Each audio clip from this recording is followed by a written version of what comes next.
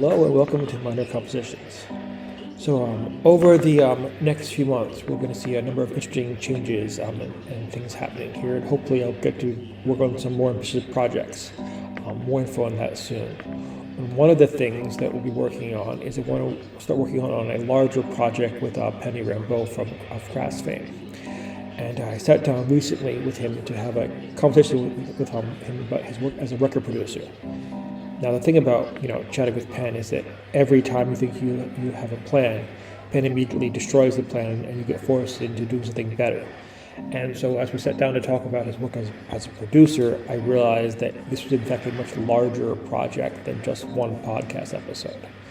So we're going to work on that soon. But before doing that, I decided, kind of like Paul Abdul dancing with a cartoon cat, it'd be best to go 2 steps forward, 2 steps back. And I mean that this episode is going back to some earlier materials. And this is from in 2017. I was working on an exhibition, a section of an exhibition, part of this project called the Punk Museum, which was part of the Discipline the City exhibition at the Substation in Singapore. And my particular part was exploring the relationship between the anarcho-punk scene in England and Southeast Asia, thinking about the relationship, the history of performance art, and how that influence went both ways. So we had wanted to bring Penn to Singapore, but it wasn't possible, finances, blah, blah, blah, blah. So instead, I organized an event where myself and a bunch of people were crammed into a small gallery space where we had a Skype conversation with Penn. So this episode is going to be the recording of that particular conversation. And our conversation was then followed up with a performance where the two musicians Dharma and Aqua did a re-soundtracking of the Stop the City film from 1983-1984 made by Mick Duffield and Annie Palmer. And those materials got worked up into a publication called Entry Point, which I'll drop a link to that in the description.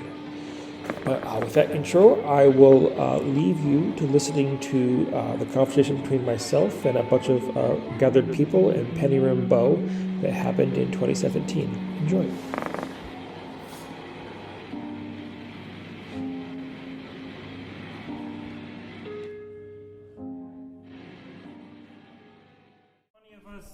Crammed into a little tiny room in the front of of Substation. I can attempt. Let me see if I can turn the camera around and show you folks. Hi, Penny. Hey. Hi. Good morning. Good evening. Yeah. Drum as well. Accompaniment. Yeah. Well, I don't think we're gonna use percussion right now, but that's for afterwards. That would be So, where should we start? Okay, so I was just showing people the first 20 minutes of the There Is No Authority But Yourself film. You remember that one? I certainly do. I would think you would. And so, I guess when we're... Should I ask you something, or does anyone have a question to start with asking Penny? Is that a yes? No. No. I don't know enough to ask anything yet, so okay. Get started. We were just watching the part of that film where you're talking about sort of starting Dial House and how you thought by creating an open house in 20 or 30 years there would be lots of different houses like that. That's correct. And I'm just thinking, I mean, maybe we'll start as sort of, okay, I've always been super inspired by your decision to sort of say, let's have an open house, let's take the locks off the doors and just go with it. But that also kind of freaks me out. I'm trying to imagine living in a place with no locks and then doing it for 50 years. how did you get there? Like you know, what would you say? Let's go for this. What line of thought led to that? Yeah. Do you mean? Yeah, or Well- not just led to it, but like went from the idea to saying, no, I'm actually going to do this. Well, the idea was doing it. It wasn't really thought about a great deal. It wasn't a sort of result of any philosophical decision. It was the next thing to do. It fitted into the sort of thesis of appropriate action. I was tired of the world as it was, and one way of dealing with that is simply to open the door of the house and of the heart and let life happen. Generally speaking, we don't let life happen because we are so full of opinions and ideas. Most ideas are a very bad idea because they get in the way of action. Action is left to the cognitive mind, is generally speaking, in fact I'd probably say always appropriate.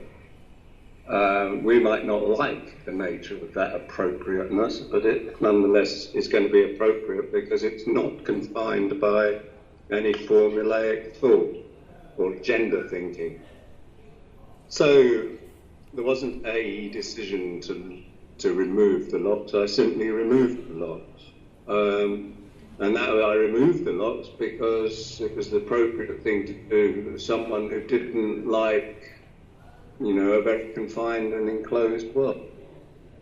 And it's a very good way of getting out of a very confined and enclosed world, simply to remove all locks, notably those in the mind.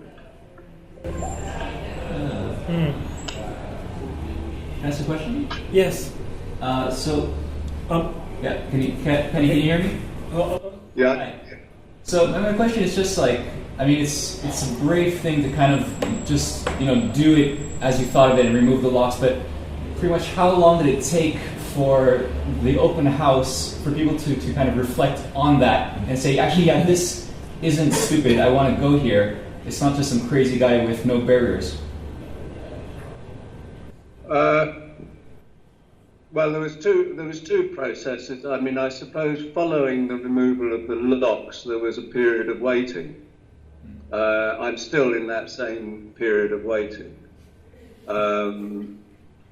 because there isn't any conclusion. If you set up something with an idea of doing something, then actually you're pretty much predetermining what you want, what you need, what you feel you'd like. I removed the locks and waited to see what happened, and then things have happened ever since. And I still get up every morning to see what's happened. So I never told anyone particularly about it. I just did it. And then one day I was working in the fields of the farm that I lived near.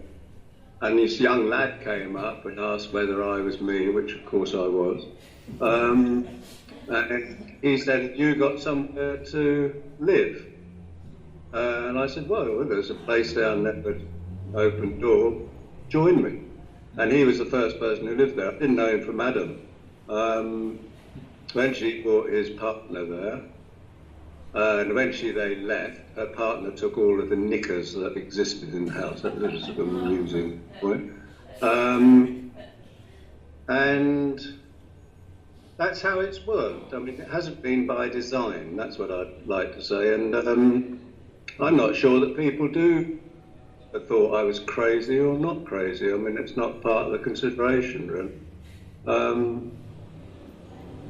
don't really think what people think about me. And I certainly don't think what I think about other people, because I think things are best left to happen in their own accord, of their own nature. I hope that's not too obscure an answer. No. Well, the thing you were saying about waiting for something to happen reminds me of you were having a conversation with V. Vale, and you talked about how you don't make poetry happen. You don't write poetry. Poetry just happens. That you just that you channel things. They just happen to you. Yeah. It sounds quite similar. It's almost like how you become open to what is possible. Yeah. Yeah. I mean, just get out of your own way. I mean, it's a simple phrase. Because nothing's going to happen as long as you're in the way. As long as you've got ideas about what you are, who you are, why you are, where you are, you've got ideas which are preventing you from just being you. Preventing you from all of the potential, the massive potential that each one of us has got. And actually, as sort of materialist beings, all we are is an expression of limitations. We've already defined the parameters of our existence. And if we haven't, someone else is pretty certain to move in to attempt to do so. Well, existing in those parameters, basically, you're ruling out any possibility of true creativity. You might be able to become an artisan, you might be able to become a craftsperson, you might be able to add to the Googles that fill the world, but you're not making art. If Walt Whitman had been worrying about what Walt Whitman was, he wouldn't have been able to write Walt Whitman poetry. It's quite simply that he didn't get in the way of himself, that Walt Whitman was able to write Walt Whitman poetry. The same with John Coltrane playing saxophone. If he'd thought, I'm John Coltrane, I'm black and I've got an issue, or whatever, he couldn't have cried out like that. And yet he makes one of the boldest statements and demands that have ever been made, particularly from that culture. Nothing can compare to the power of his scream of life. It doesn't need a whole polemic or narrative. It's there, clear. This is it. Scream. Mm-hmm. Mm.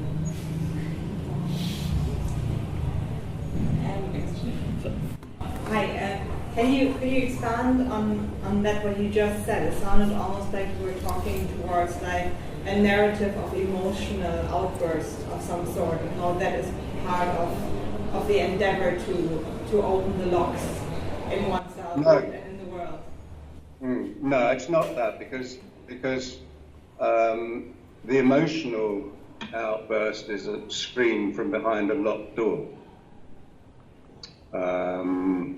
Which is why it's so stifled, which is why it's so contained, and why it's so specific. What I'm talking about is the scream of life, not the scream of individual specific people. John Coltrane wasn't screaming as John Coltrane, he was opening the door to life. And life is huge, brutal if you like, on that level. You know, it's tsunami, it's magnificent. And it's unstoppable and significant. You know, another Apollo, for example, totally tore apart all of our ideas of form and threw it in our faces. Well, that's life. That is the beauty, the impossible, the indefinable nature. Which is why that which is most valuable is, generally speaking, completely incomprehensible by the materialist mind. So no, it's got nothing. I mean, it's got nothing to do with emotions, and it's got everything to do with passion, but a very particular and specific form of passion, and it's called compassion. And compassion isn't ours; it's a natural force. Passion can be ours, and it can be very damaging and very dangerous. Compassion can never be damaging and can never be dangerous because it's of its own nature. It is part of the pre-cognitive process. We can't think passion. We can think kindness, and we should do. But compassion is something which is either comes of its own accord, like wind comes of its own accord. And we will be affected by it if we're open to it. If we resist it, then we will remain isolated human beings, fighting our own isolated battles, and we'll die isolated. So we're defying immortality, actually. through specific.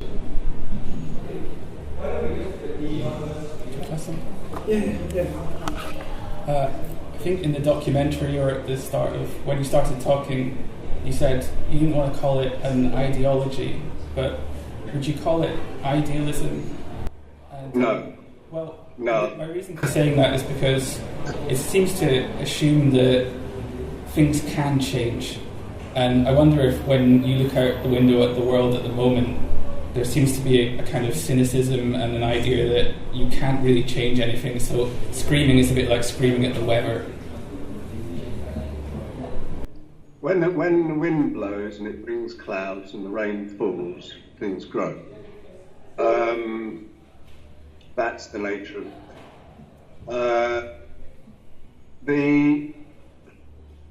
I don't believe in idealism. I think materialism, for example, or capitalism is an idealism. It's an idea of how things ought to be. It's an imposition. Idealism is always going to be some form of imposition, which is why I don't have agendas, why I don't belong to any cult, why I don't believe in any form of ideology. The moment you do that, it's setting yourself up and you're going to create suffering.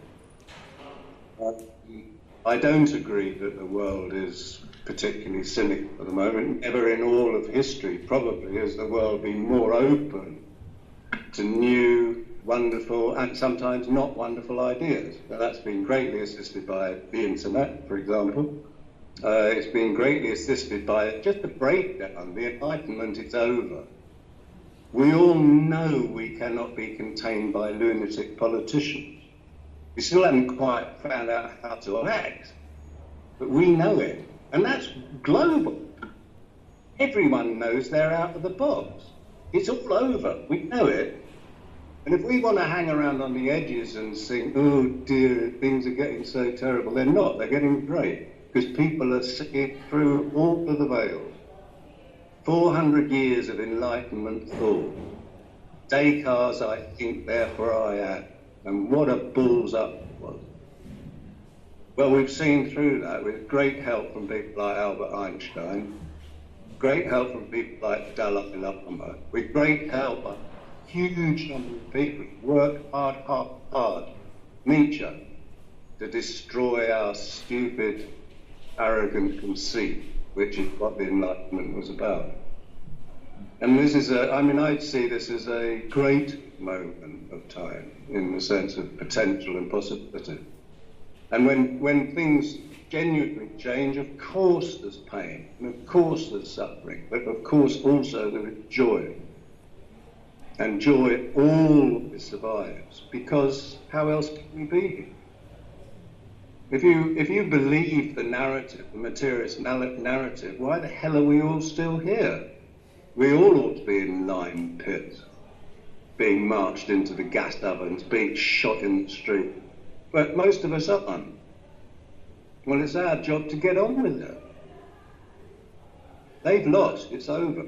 The revolution was won 20 years ago, 30 years ago, 100 years ago. The revolution was won at the beginning of time, and we'd better get wise to that.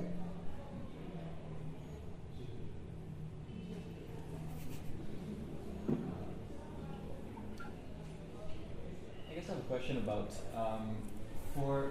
I guess in your days at the beginning of the documentary, Steve was saying, he saw people that were able to be upset and saying things that he hadn't heard before from other middle class people like him or other young people like him, working class people like him.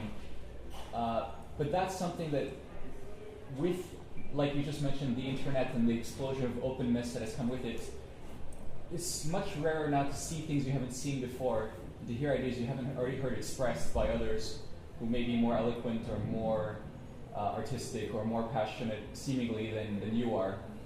So where do you see the future of kind of, that kind of filling a gap when there is none, when it seems like everything is, in this postmodern age, everything has been done? Well, everything's been done within the material world, but that's why the material world, the world of the Enlightenment, is falling flat on its face, because everything has been done. And we're bored to death with it. We're bored to death with pastiches. We're bored to death with imitation. We're bored to death with the foe, with the unreal. Of course we are. If we want to hang around in there, well, okay, hang around in there, but actually open your eyes. I mean, but they aren't the eyes of René Descartes. They're your eyes. You're the unique being that sees. Well, see, look beyond your idea of yourself, and by God, you'll see some art. And you'll hear some music. You'll hear your own art, and your own music, your own love, and your own passions, your own music. And as long as you stand in the way, in other words, playing that game, then actually you'll go on looking at things, imagining that something is happening or is not happening. The only other thing that happens is yourself, your own attitude. It's the attitude you bring to the world which creates this world and how you see it. No one else is responsible. You can't blame one little person. You can't even blame Donald Trump. It's you. It's your responsibility. Get on with it.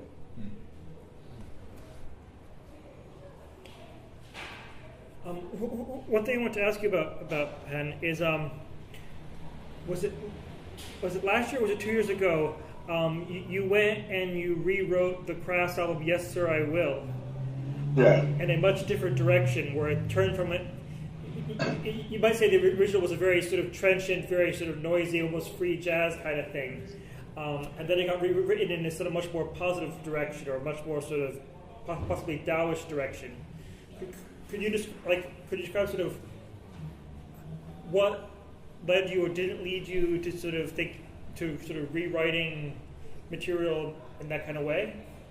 Well, effectively, I was asked to do Yes Sir for the Rebellion Festival, and I came to an agreement with the people who run that festival. It's a big punk festival in Britain, and I agreed to do it. I obviously wasn't going to do it with a sort of punk outfit. I was going to do it with the jazz players that I always work with now.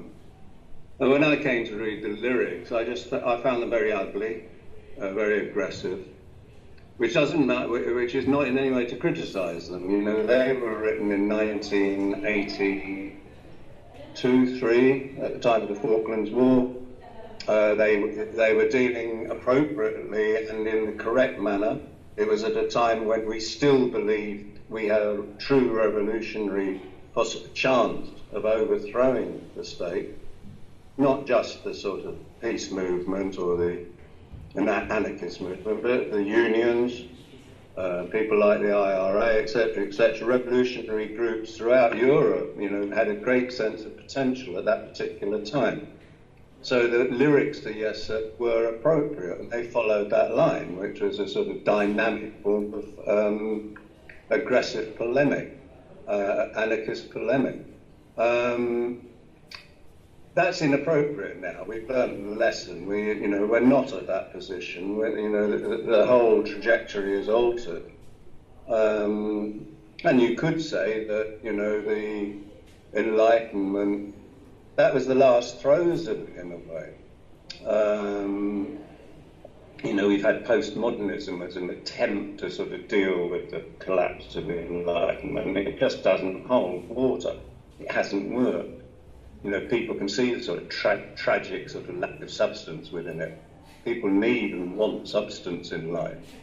And postmodernism is almost the antithesis to substance.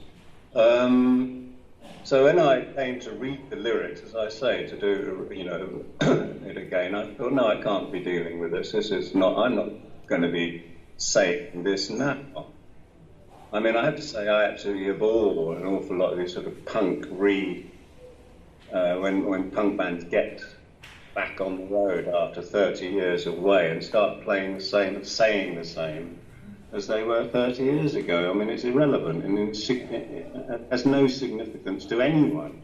And it's sad that it appears to have a significance to those people who are sort of doing that. Anyway,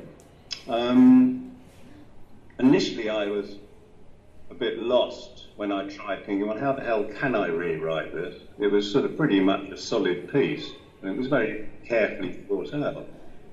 Then one day I was sort of dozing in the park in London, sort of just dreaming of it, and John Lennon into my head, and all you need is love. popped into my head. I think it's a lovely song. And I thought, yeah, that's right, that's all you need. I'll go back to that tune in my head. And so I sort of wrote it from, reconnection with in that sense. Yeah, that's all you need. Let's do it that way. And inevitably it came out in, sort of Taoist flow, because actually Taoism is one of the easiest ways to get to that position. People like George Harrison and John were very much, promoting that way of thinking, way back in the 60s.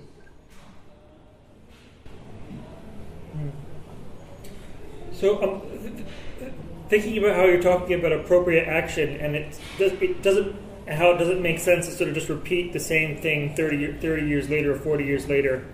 Was thinking about something like the sort of Stop the City protests, which I find quite interesting because of how they kind of, let's say, prefigure things like Reclaim the Streets and the anti-globalization movement and Occupy. What would be like reformulating an appropriate action version or rethinking of Stop the City for today, or does it make any sense at all?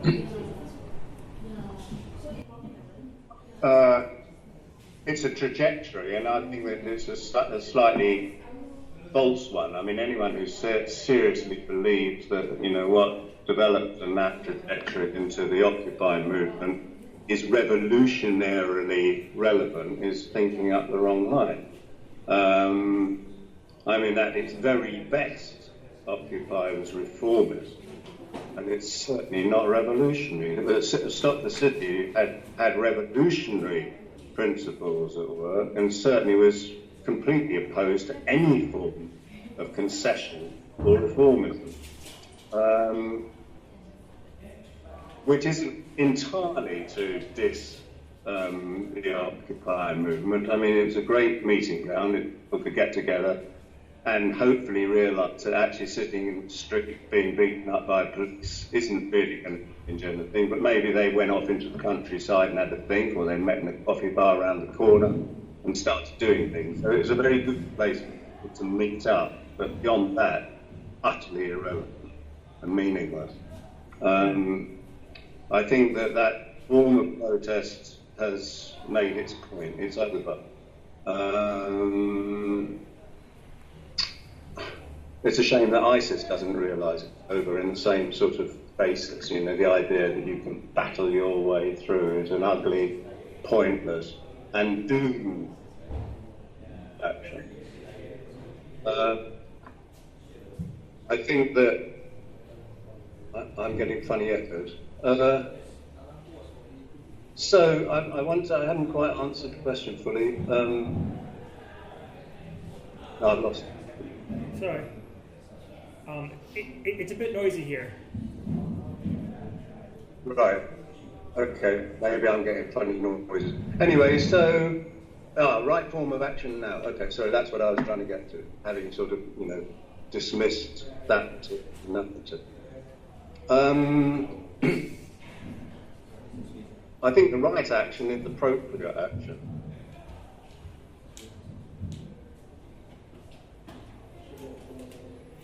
And I'm needing you to answer that. Okay. Perhaps absolutely. And the right action the right action is the appropriate action. There's no way in which I can define that, either for myself or for you. It's up to you to define it, which is what I was saying to the other guy. No one else can do it. Let's forget about all these leaders. Let's forget about all the instructions. Let's forget about all the agendas. Get real. Get into dealing with the situation. It's you that create it. You deal with it. We're on our own in that respect. We can't depend on anything or anyone, because it's us who creates anybody and anyone. It's us who call a lover a lover. And if they're conditional about it, we've just crucified a love. We've got the singing bird and stuck it in a cage. It might be able to sing, but sure as hell it can't fly.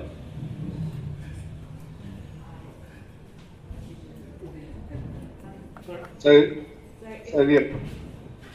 Yes. Okay. If you were to suggest questions we should ask ourselves, would we suggest questions addressing, you know, our innermost being, like self-reflective focus, or would we suggest we ask questions about each other and engage straight on in more dialogue? I think we don't know who we are. How the hell can we ask questions? There's your answer, really. I mean, you know, to presume that we are, you know, have sufficient assurance, knowledge, what do you want to call it, you know, to have the right to ask questions? I don't think so. Not until we know some deep. When we knowing ourselves, actually, those questions disappear. How do you know if you don't ask? By not asking.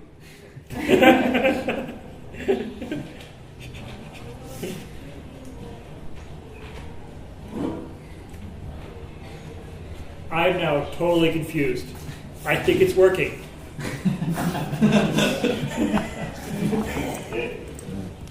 Cool. I see. I want to come back on that. You know, I know one of the problems with the sort of you were talking about a deeper self. Well, the deeper self doesn't exist. You know, at the deepest point, we are conjoined. We already are there. And everything that stops us being there is ideas of self. And you can try and purify that idea of self, which is my argument with Buddhism, which is generally the one that's put forward as being the sort of pure thinker. But my argument with that is that it doesn't really release you from that idea of self. You make a better self, better behaved self, but you're still not going to be the force of compassion. So I think that, you know, it's terribly difficult for me if someone says, well, what's, you know, talking about as the question you asked, you know, which I respect. But actually my first answer is the correct answer, by not asking. But I know that appears facetious, and it isn't facetious, it's actually very, very real. That your picture's gone still, which is funny. I'm not sure why that is. No, it's strange. You're sort of looking terribly serious, and the woman is staring interrogatively at. It seems it's. I can live with that. Yeah, so I hope you don't think I was being facetious, because I know that it appears to be so, but it was a genuinely serious argument, and actually the answer is in that. And I certainly don't believe that of course we tentatively put our hand out, of course we tentatively throw in words with each other, but actually we know really. Words are the things we put between each other. You know, we're all lovers in that sense, in the deepest, beautiful sense. We're all lovers. We don't need to be fucking or fighting. We are of life. Life's our mother. You know, and it's total. We already exist together. So it didn't really matter. I mean, I was invited to go out there, but, you know, finances and all those material things came in the way. So I said to Stephen, well, why don't we just do it on the Skype? It's the same. We're still there. We're here. You know, we're not apart by being apart. We can't, that's not possible. Symbiotically, it's not possible for us to be apart from each other. The only way we're apart from each other is when we start putting words in between ourselves. There's no space. Modern quantum has said, you know, knows there's no space. Mystics throughout time there's no space. There's no space, there's no time. We're just here. Wow, that's good. And we're deeply in love. all of us. Otherwise we couldn't breathe. Perhaps that gets back to how you were saying that you didn't think about taking off the locks, you just did it. So it's almost like by getting out of the way of yourself, you make things possible instead of dwelling upon yourself. Correct.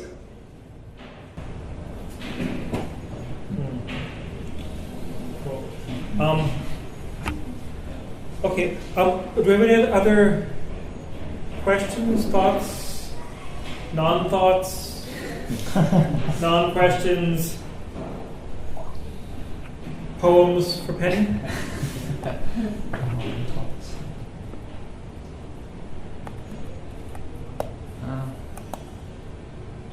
It's more of a rambling thought that's getting somewhere, but I don't have it concrete yet. But just that, when you travel to different countries, you get a different feel for the kind of the permissivity that in culture. Like in Cambodia, if you're at a bar and you want to buy some fruits from the bartender, you can do that, and nobody blinks an eye.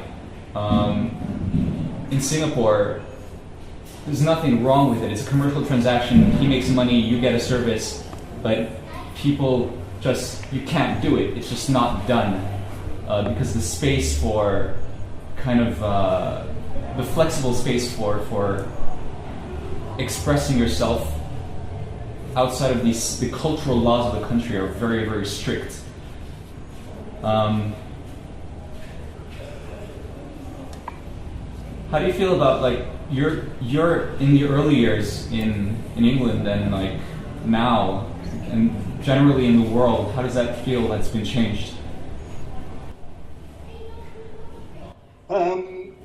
I'm trying to sort of connect to the sort of comments you were making. I mean, one of my immediate things that came to mind was, give unto Caesar. I mean, Christ did come up with a few good one-liners, and I think that was one of them. Give unto Caesar, and what it basically is saying, well, recognise the fact that there are sort of people who organise systems and think that they are operating, and we, like it or not, will be moving around in that on occasions, if not all the time. As I don't argue with bus conductors who ask for the fare to go on the bus, because that's the nature of how a bus operates. So I don't have a problem with any sort of cultural insistence. I might not agree with it. I don't agree with some of the sort of cultural insistences I've met in northern India, for example. But I'm perfectly happy to conform to that. It doesn't it has no effect on me as a deeper being or a deeper unbeing. So I don't. The significant things in my own life have been things which have pointed me away from material significance. It's like an artist I met when I was 14 in Italy, an American artist who introduced me to Zen Buddhism, which of course I couldn't understand, but then I didn't understand that you weren't meant to understand. And so those have been the significant points, in terms of interrelationships in my life, where people have pointed in the opposite direction. My own experience with life is, generally speaking, if you turn materialist logic upside down and read backwards, come closer to some sort of truth. Try it on some sort of favourite materialist precept, and you'll probably find that is the case. Put it backwards, and you've got somewhere near some sort of truth which makes some sort of sense to your deeper being, etc., etc., etc. So nothing's changed from my day of birth, and nothing's going to change at my day of death. I mean, things changes.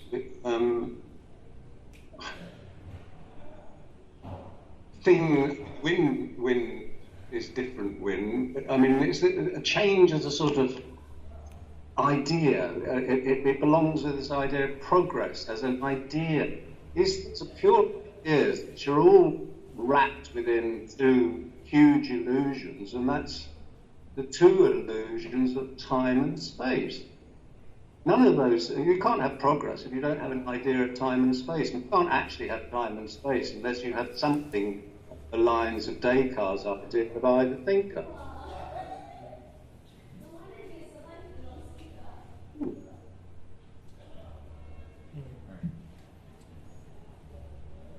Okay. I hope that answered whatever the question was. It's okay. It was more of a ramble than a comment, than a question. So. Well, that's because you got rambling answer. It was the appropriate answer for the rambling question. Yeah. Cool. Well, if there's no more questions or non-questions, I think we'll thank you very much, Penn. And then we'll probably, we're probably going to move on to some interpretive noise and interventions. Good Lord. Why are you doing that? Have a lovely day and enjoy it. Thanks. And thanks a lot. I enjoyed that. Cool. I do too. Talk soon, okay? Yeah, see you soon. See you. Bye. Bless.